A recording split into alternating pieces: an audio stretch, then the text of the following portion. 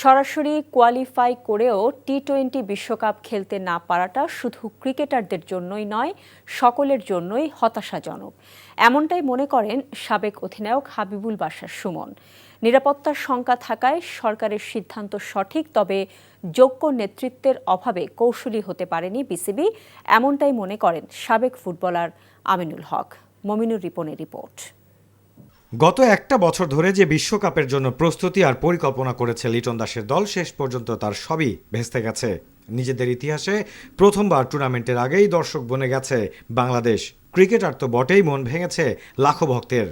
আমার মনে হয় সবাই হতাশ বিশ্বকাপ খেলতে না পেরে। আমাদের সবারই হাই হোপ ছিল বিশ্বকাপ না। আমারও আশা ছিল যে আইসিসি আমাদের পক্ষ থেকে যে জিনিসটা ছিল সেটা আইসিসি মেনে নেবে এবং আমরা বিশ্বকাপ খেলবো। শেষ দিন পর্যন্ত আশায় ছিলাম, আমিও তাকিয়েছিলাম, বিকজ ওয়ার্ল্ড কাপ হবে বাংলাদেশ খেলবেন, এটা আসলে কেমন জানি।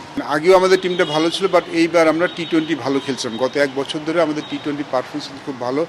আমরা টি-20তে যেই ক্রিকেটটা খেলতে চাই সেই খেলাটা কিন্তু শুরু করেছিলাম খেলতে। নিরাপত্তা বিবেচনায় সরকারের সিদ্ধান্ত যথার্থ হলেও এমন পরিস্থিতির জন্য দায়টা বিসিবির উপরে চাপালেন সাফজয়ী সাবেক ফুটবল অধিনায়ক আমিনুল হক। সভাপতি হিসেবে আমিনুল ইসলাম বুলবুলের কাছে প্রত্যাশাটা আরও বেশি ছিল তার। ব্যর্থতা ঢাকতেই হঠাৎ করেই সাকিব ইস্যুকে টেনে আনা হয়েছে বলে মনে করেন এই ক্রীড়াবিদ। ক্রিকেট বোর্ড বিশ্বকাপ ক্রিকেট খেলতে যাবে না, তাদের হয়তোবা সুদূর প্রসারী যে ক্রিকেট কূটনীতির মাধ্যমে তারা হয়তোবা আমাদের দলকে যে নিরাপত্তার নিশ্চয়তা দেওয়ার কথা ছিল সেটা তারা দিতে পারেনি।